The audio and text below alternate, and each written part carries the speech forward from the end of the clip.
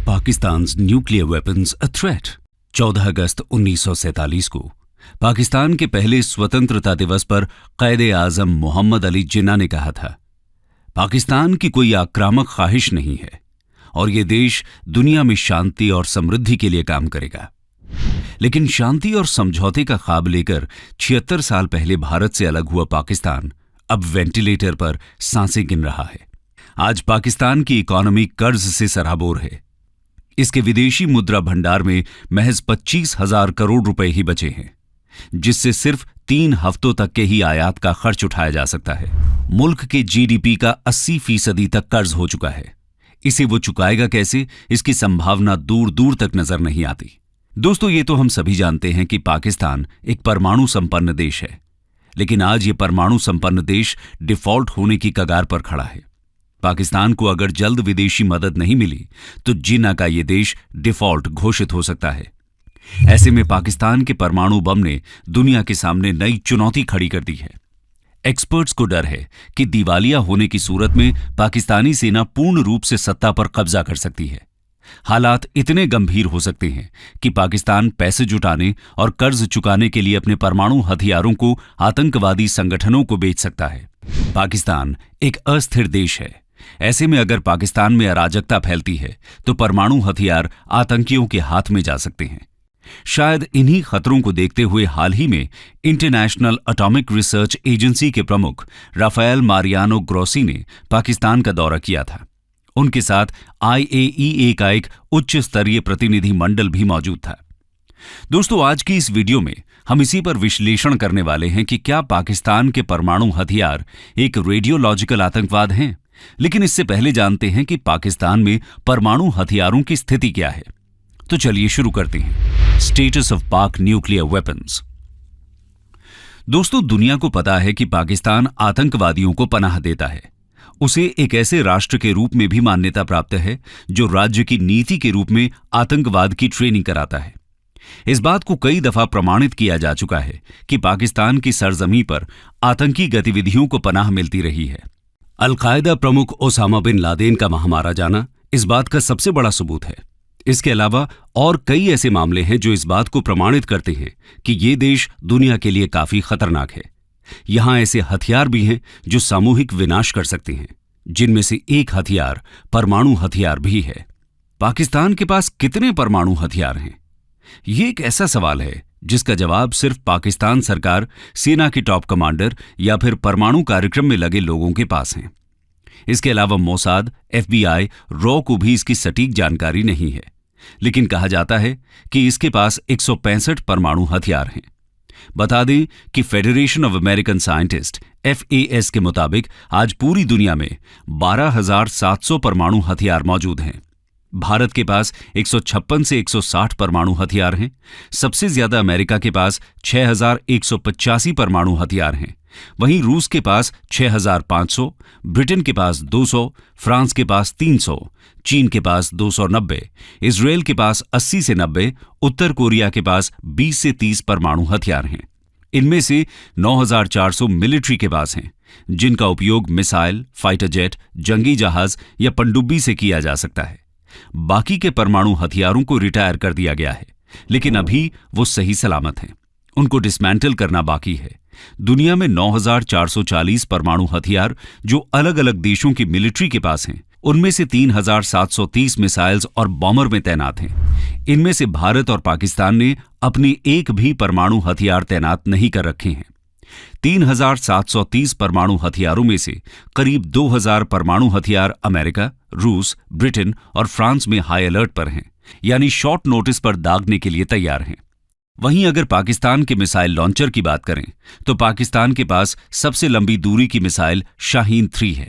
इसके अलावा उसके पास नस्त्र, हत्फ, गजनवी और अब्दाली कम दूरी की मिसाइलें भी हैं। इनकी मारक क्षमता 60 से 320 किलोमीटर है, जबकि मध्य दूरी की मिसाइलें गौरी और शाहीन की मारक क्षमता 900 से 2,700 किलोमीटर है। अगर इन दोनों मिसाइलों से हमला होता है तो दिल्ली, जयपुर, अहमदाबाद, मुंबई, पुणे, भोपाल, नागपुर, लखनऊ इसकी जद में आ सकते हैं। अगर इन मिसाइलों से परमाणु बमों को लॉन्च किया जाता है तो बहुत बड़ी तबाही हो सकती है। ये सभी मिसाइल और परमाणु हथियार कहीं न कहीं पाकिस्तान की सेना के हाथ में हैं।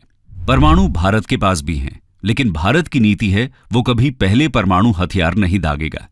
लेकिन पाकिस्तान में राजनीतिक अस्थिरता होने के कारण वहां पर ऐसी कोई नीति या नियम नहीं बनाए गए हैं। पाकिस्तान की नो फर्स्ट यूज परमाणु नीति नहीं है। ये केवल पाकिस्तान के हाईकमान पर निर्भर करता है कि उन्हें कब और किस स्थिति में परमाणु हमला करना है। 1999 में पाक विदेश मंत्री ने नो फर्स्ट यूज वाली परमाणु पॉलिसी को नकारते हुए कहा था, हम अपने देश की सुरक्षा की दिशा में हर जरूरी हथियार का इस्तेमाल कभी भी कर सकते हैं। जैसा कि हमको पता है कि पाकिस्तान में सेना किसी भी वक्त तख्ता पलट कर सकती है। इसी के साथ पाकिस्तानी सेना का इस्लामीकरण और कट्टरपंथी सोच इस वक्त सबसे बड़ा खतरा है। पाकिस्तान में पहले भी कई बार मार्शल लॉ लग चुका है। कई पाकिस्तानी नेताओं को जेल की हवा खानी पड़ी है तो कुछ को फांसी पर लटकाया जा चुका है। जुल्फिकार अली भुट्टो का नाम उनमें प्रमुख है। इसके साथ ही पाकिस्तान की सरकारें कई दशकों से सारी दुनिया में आतंक सप्लाई करती आ रही हैं। कई सालों से यहां की सरकार और सेना इन आतंकियों को हथियार मुहैया करा रही है। पाकिस्तान में कई दफा कट्टरपंथी एटम बम हमले की धमकी तक दे चुके हैं। ऐसे में अगर सच में पाकिस्तान के ये परमाणु हथियार आतंकवादियों के हाथ लग जाएं, तो क्या होगा? आइए समझते हैं। Nuclear weapons and terrorism. दोस्तों, हमेशा से ही इंडियन मिलिट्री स्ट्रेटेजिस्ट परमाणु आतंकवाद के बारे में बात करते आए हैं कि अगर परमाणु हथियार कभी भी आतंकवादियों के हाथ लग गए तो दुनिया को तबाह होने में वक्त नहीं लगेगा। आज भी ये आशंका दुनिया को थर्रा देती है कि अगर 9/11 और 26/11 हमले में आतंकियों के पास परमाणु हथियार होते तो क्या स्थिति होती। इस बात का अंदाजा आप अमेरिका द्वारा किए गए नागासाकी और हिरोशिमा हमले से लगा सकते हैं। कैसे आज भी वहां पर परमाणु हमले का असर दिखता है। आज फिर से ऐसा खतरा दुनिया पर मंडरा रहा है। लंदन स्थित एक पाकिस्तानी पत्रकार फारूक सुलेहरिया ने कहा, पाकिस्तानी सेना का तालिबानीकरण एक ऐसी चीज है जिसे हम नजरअंदाज नहीं कर सकते। क्या होगा अगर आतंकवादी परमाणु हथियारों का आंतरिक अधिग्रहण करते हैं? इस बात से तो सभी अवगत हैं कि पाकिस्तान आतंकवाद का उगम स्थान और उसका समर्थन करने वाला देश है। अमेरिका भी इस बात का समर्थन करता है कि पाकिस्तान ने परमाणु बम बनाने की तकनीक को सारे विश्व में स्मगल किया है। इसका अर्थ यह है कि पाकिस्तान न केवल आतंकवाद फैला रहा है बल्कि दुनिया में न्यूक्लियर प्रोलिफरेशन के लिए भी जिम्मेदार रहा है। यहां गौर करने वाली बात यह है कि राष्ट्र के रूप में पाकिस्तान भले ही परमाणु बम का उपयोग न करे, परंतु अगर ये परमाणु बम आतंकवादियों के हाथ लग गए तो वे इसका इस्तेमाल कहां करेंगे ये पाकिस्तान भी नहीं जानता। ऐसा हो सकता है क्योंकि पाकिस्तान की सेना में ऐसे कई सरकारी अधिकारी शामिल हैं जिनका आतंकवादी संगठनों की तरफ झुकाव है। लेकिन अगर ऐसा हुआ भी तो आतंकवादी संगठन बिना किसी एक्सपर्ट के सहयोग से इसे ऑपरेट नहीं कर सकते, क्योंकि ये न्यूक्लियर वेपन्स ग्रेनेड की तरह नहीं होते जो सिर्फ एक पिन को बाहर निकालने से ही एक्टिवेट हो जाएं। यानी भले ही कोई आतंकवादी संगठन इसे चोरी करने में सक्षम हो, लेकिन एक परमाणु बम को एक्टिवेट करना इनके अकेले के बस की बात नहीं है। हालांकि ये बात अलग है कि पाकिस्तानी सेना ने हमेशा ही इनडायरेक्ट वे में आतंकवादियों का साथ दिया है। पाकिस्तान में ऐसी कई घटनाएं हुई हैं जो इस बात का सबूत देती हैं। साल 2011 में जब पाकिस्तान के एबटाबाद में कुख्यात आतंकवादी ओसामा बिन लादेन मारा गया था, तब ये बात दुनिया के सामने आई कि पाकिस्तान की आईएसआई ने इतने साल वहां रहने में उसकी मदद की थी। अमेरिकी एजेंसियों ने कहा था कि आईएसआई को लादेन के पाकिस्तान में होने की पूरी जानकारी थी, लेकिन इसे छुपाया गया। 2019 में अमेरिका यात्रा के दौरान पाकिस्तान के प्रधानमंत्री इमरान खान ने स्वीकार किया था कि उनके देश में 30 से 40 हजार आतंकी हैं। उन्होंने कहा था कि पाकिस्तान में 40 आतंकी संगठन सक्रिय हैं। ऐसे में एक संभावना यह भी है कि पाकिस्तान आर्मी आतंकी संगठन को न्यूक्लियर वेपन्स ऑपरेट करने में सीधा सहयोग दे दे।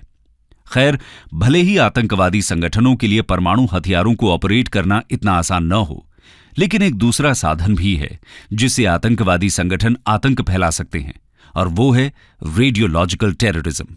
आइए जानते हैं कि क्या है रेडियोलॉजिकल टेररिज्म और ये कैसे खतरनाक है। Radiological terrorism. दोस्तों, भले ही आतंकवादियों के लिए परमाणु हथियार चुराना और उसे ऑपरेट करना इतना आसान न हो, लेकिन परमाणु बम को बनाने के लिए उपयोग में आने वाले रेडियो एक्टिव मटेरियल्स भी उतने ही खतरनाक हैं जितने कि परमाणु बम। अगर आतंकवादियों के हाथ रेडियो एक्टिव मटेरियल्स भी लग गए तो वो इससे भी काफी तबाही मचा सकते हैं। दुनिया भर में रेडियो एक्टिव मटेरियल्स की चोरी के कई मामले सामने आ चुके हैं। हालांकि अभी तक ये रेडियो एक्टिव मटेरियल्स किसी भी गलत हाथों में नहीं गए हैं, जिसके परिणाम स्वरूप कोई बड़ी तबाही नहीं हुई है। बीते कुछ साल पहले कुछ चोरों ने ब्राजील में एक अबैंडन्ड मेडिकल स्टोर से रेडियो टेलीथेरेपी मशीन को चुरा लिया था। इसके साथ उन लोगों ने बिना कुछ जाने एक और बॉक्स उठा लिया। उस बॉक्स में पाउडर के रूप में सीजियम 137 का एक आइसोटोप था। बता दें कि ये एक हाईली रेडियो एक्टिव सब्सटेंस होता है। उन लोगों ने जब इसे खोलकर देखा तो उसे जाने बिना ही डस्टबिन में फेंक दिया, लेकिन बॉक्स खुलने के कारण यह highly radio active caesium powder हवा में फैल गया। उसके संपर्क में आने से कुछ 100 लोग प्रभावित हुए। उस हवा को साफ करने के लिए लगभग 20 मिलियन अमेरिकी डॉलर खर्च हुए। सौभाग्य की बात यह है कि ये मामूली चोर थे। सोचिए, ये अगर किसी आतंकवादी संगठन के हाथ लग जाता तो क्या हो सकता था। इसके अलावा रेडियो एक्टिव मटेरियल्स की चोरी से जुड़ी सबसे महत्वपूर्ण घटनाओं में से एक 1999 में चेचनिया में कोबाल्ट 60 की चोरी थी। चेचन विद्रोहियों ने मेक्सिको सिटी में कोबाल्ट 60 ले जा रहे एक ट्रक को अगवा कर लिया। सौभाग्य से वो इसका उपयोग नहीं कर सके, नहीं तो एक बड़ी तबाही हो सकती थी। इस रेडियो एक्टिव मटेरियल का नुकसान के लिए इस्तेमाल सिर्फ बम के जरिए ही नहीं, बल्कि किसी भीड़ भरी जगह पर यूं ही खुले में रखकर भी किया जा सकता है। ये मटेरियल इतना खतरनाक है कि 1 घंटे या उससे ज्यादा तक अगर कोई इसके संपर्क में आता है तो उसकी मौत तय है। ऐसे में अगर ISIS या कोई दूसरा गुट सिर्फ एक IED के साथ इस रेडियो एक्टिव मटेरियल का ब्लास्ट करता है तो उसके खौफनाक नतीजे सामने आ सकते हैं। इसके साथ ही रेडियोलॉजिकल टेररिज्म को बहुत आसानी से बिना निशान छोड़े एग्जीक्यूट किया जा सकता है। रेडियोलॉजिकल टेररिज्म के 2 साधन हैं। पहला रेडियोलॉजिकल डिस्पर्सल डिवाइस यानी RDD के द्वारा, और दूसरा रेडियोलॉजिकल एक्सपोजर डिवाइस यानी RED के द्वारा। RDD मेथड में जानबूझकर रेडियो एक्टिव मटेरियल फैलाया जाता है और विस्फोट किया जाता है। उसे पूरी तरह सीक्रेट तरीके से अंजाम दिया जा सकता है। एक बड़े वाटर बॉडी में रेडियो एक्टिव मटेरियल को गिराना या पाउडर को टारगेट इलाके में स्प्रेड करना, इसके कुछ मेथड्स हो सकते हैं। इसी तरह RED का इस्तेमाल लॉन्ग टर्म एडवर्स इफेक्ट्स को पैदा करने के लिए किया जाता है। RDD और RED दोनों ही मास डिस्ट्रप्शन वेपन्स के रूप में कंसिडर किए जाते हैं। इस तरह की घटनाओं से बचने के लिए और ऐसी घटनाओं पर नजर बनाए रखने के लिए साल 2005 में संयुक्त राष्ट्र ने इस पर 42 देशों के साथ एक संधि की थी। उसके बाद साल 2006 और 2007 में खुफिया एजेंसियों को इस तरह के मटेरियल चोरी करने की कोशिश करने वाले लोगों के बारे में जानकारियां मिली। इसके साथ अलकायदा ने लाखों अमेरिकियों को मारने की कसम खाई थी, जिसके लिए उसने चोरी करके, खरीद कर या खुद परमाणु बम बनाकर अमेरिकी शहर पर इसका इस्तेमाल करना अपना धार्मिक कर्तव्य कहा। अलकायदा ने रेडियोथर्मी सामग्री को खरीदने के लिए पाकिस्तान की AQ खान प्रयोगशाला के सुपरवाइजर KRL से भी संपर्क किया था, लेकिन अज्ञात कारणों से बात नहीं बनी। रेडियोलॉजिकल टेररिज्म के खतरे को देखते हुए ही अमेरिका ने पाकिस्तान को दुनिया के लिए खतरा बताया है। आइए जानते हैं इससे दुनिया कैसे प्रभावित हो सकती है। How Pakistan nuclear weapons a threat. International atomic energy agency यानी IAEA के दौरे के बाद से ही ये सवाल उठ रहे हैं कि क्या पाकिस्तान आर्थिक मदद के लिए अपने परमाणु हथियारों का त्याग कर सकता है। पाकिस्तान एक ऐसा देश है जो हमेशा से न्यूक्लियर ब्लैकमेल करता रहा है। इसे लेकर दुनिया के सभी देश सतर्क रहते हैं। पाकिस्तान के न्यूक्लियर बम सुरक्षित रहें, अमेरिका इसके लिए उस पर भी नजर रखता है। 2007 में छपी गार्डियन की रिपोर्ट के मुताबिक पाकिस्तान के न्यूक्लियर हथियार सुरक्षित रहें, इसके लिए अमेरिका ने 2001 से 2007 तक $10 करोड़ खर्च किए हैं। लेकिन 2004 में जब पाकिस्तान के न्यूक्लियर बम का दिमाग कहे जाने वाले अब्दुल कादिर खान पर न्यूक्लियर हथियारों के सीक्रेट लीबिया, ईरान और उत्तर कोरिया को बेचने का आरोप लगा, तो सुरक्षा के ये दावे कुछ खोखले नजर आने लगे। इसके बाद साल 2011 में मीडिया में एक रिपोर्ट आती है जिसके मुताबिक अगर अमेरिकी राष्ट्रपति को लगता है कि पाकिस्तान के हथियार उसके देश या हितों के लिए खतरा हैं, तो वो स्नैच एंड ग्रैब प्लान के तहत हथियारों को छीनकर उन्हें अपने कब्जे में कर सकता है। इस रिपोर्ट के सामने आने के बाद पाकिस्तान के पूर्व राष्ट्रपति जनरल परवेज मुशर्रफ ने युद्ध तक की बात कह डाली थी। जनरल मुशर्रफ ने कहा था, परमाणु बम को सीज करने की कोशिश पाकिस्तान और अमेरिका के बीच युद्ध शुरू कर देगी। यह पाकिस्तान की संपत्ति है जो पूरे देश में सुरक्षित जगहों पर है। 18,000 से ज्यादा सैनिक इसकी सुरक्षा कर रहे हैं। दोस्तों, पाकिस्तान को आज भी आभासी सरकार यानी डीप स्टेट ही चला रहा है और सरकार को गिराने के लिए सैन्य बगावत के अलावा और भी तरीके हो सकते हैं। पूर्व आर्मी चीफ मुशर्रफ के नीचे जो रेडिकलाइज्ड ऑफिसर्स थे, वो आज सेना में ब्रिगेडियर और जनरल बन गए हैं। उनके हाथ में टैक्टिकल न्यूक्लियर वेपन की कमान है। ऐसे में ये ब्रिगेडियर और जनरल टैक्टिकल न्यूक्लियर वेपन को आतंकियों के हाथों बेच सकते हैं और देश छोड़कर भाग सकते हैं। लेकिन एक सवाल यह भी उठता है कि पाकिस्तान अगर परमाणु हथियार बेचता है तो उसे कितना पैसा मिलेगा? वैसे कोई भी देश अपने न्यूक्लियर प्रोजेक्ट के बारे में ज्यादा जानकारी साझा नहीं करता, इसलिए इसके अलग अलग दावे किए जाते हैं। कांग्रेशनल बजट ऑफिस के अनुसार 1998 में प्रकाशित एटॉमिक ऑडिट में स्टीवन श्वार्ट्ज ने दावा किया था कि अमेरिका ने 1940 से अपने न्यूक्लियर आर्सेनल के विकास और रखरखाव पर $5 ट्रिलियन खर्च किए हैं। 2012 में फेडरेशन ऑफ अमेरिकन साइंटिस्ट्स के अनुसार मोटे तौर पर अमेरिकी B-61-12 की कीमत $28 मिलियन होगी। वहीं रखरखाव से लेकर लॉन्चिंग पैड और सुरक्षा पर होने वाले खर्चे को मिला लें तो एक परमाणु बम $270 मिलियन का पड़ता है। अगर एक हथियार की कीमत को $270 मिलियन मान लिया जाए तो पाकिस्तान के पास कुल 165 न्यूक्लियर वेपन्स हैं। इस हिसाब से पाकिस्तानी करेंसी में 7,000 करोड़ बनते हैं।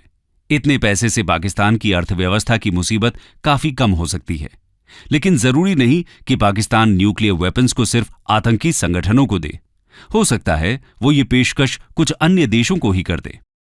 ऐसे में अगर देखा जाए कि पाकिस्तान किन देशों को अपने हथियार बेचने की पेशकश कर सकता है, तो वो अपने साथी देशों को हथियार बेचने की पेशकश कर सकता है जिनके पास पहले से न्यूक्लियर वेपन्स नहीं है, यानी कि ईरान, सऊदी अरब और टर्की। वैसे खबर यह भी है कि टर्की पाकिस्तान के साथ मिलकर न्यूक्लियर बॉम्ब बनाने में लगा हुआ है। ये तीनों इस्लामिक देश हैं। सऊदी अरब को भी पाकिस्तान पेशकश कर सकता है, लेकिन यह सब अंडर द टेबल होगा। हालांकि ऐसा होना बहुत मुश्किल है क्योंकि यह कोई छोटी चीज नहीं है जो आसानी से अंजाम दी जा सके। ऐसी किसी भी डील की खबर मात्र पर अमेरिका से लेकर UN जैसी इंटरनेशनल ऑर्गेनाइजेशन तक सक्रिय हो जाएंगी, जिससे इसको फाइनल करना पाकिस्तान के लिए लगभग नामुमकिन सा हो जाएगा। ऐसे में विकल्प के तौर पर पाकिस्तान के पास सिर्फ एक ही रास्ता बचता है और वो है आतंकवादी संगठनों से डील करना। और यही कारण है जिससे पाकिस्तान और उसके परमाणु हथियार पूरी दुनिया के लिए खतरा बन गए हैं। कंक्लूजन। तो दोस्तों, देखा जाए तो पाकिस्तान भारत समेत दुनिया के लिए एक मुसीबत बन सकता है। हालांकि पाकिस्तान का परमाणु जखीरा भारत के अस्तित्व के लिए उतना ही खतरा है जितना भारत की परमाणु क्षमता पाकिस्तान के अस्तित्व के लिए। भारत की परमाणु क्षमता पाकिस्तान के लिए एक अत्यधिक शक्तिशाली खतरा बनी रहेगी। इसलिए यह सुनिश्चित करना पाकिस्तान के हित में होगा कि उसके परमाणु हथियार गलत हाथों में न पड़ें।